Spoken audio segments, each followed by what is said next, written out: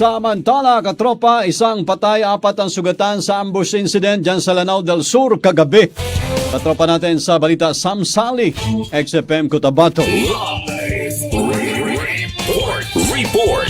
Isang patay habang 4 ang sugatan sa nangyaring pananambang sa boundary ng Calanogas at Pualas, Lanao del Sur kagabi, April 23, 2026. Kinilalang dead on the spot sa pangalang Mayena Diantapen habang ang mga sugatan ay sina Asnil Diantapen, 20 years old, Asnawi Diantapen, Siti Aina Makadato at Abdul Makadato, 26 years old, kapwa mga residente ng barangay Pindulunan, Balabagan, Lanao del Sur. Pauwi ang mga biktima mula sa Comelec matapos magparehistro, subalit pagdating sa lugar ay bigla na lamang itong pinaulanan ng bala ng di kilalang mga suspek. Isinugod sa ospital ang mga biktima para malapatan ng lunas.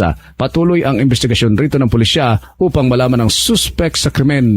Mula dito sa XFM 102.1 sa Cotabato City at para sa nagkakaisang Pilipino para sa Pilipinas, ako si Katropang Sam Sally, XFM News.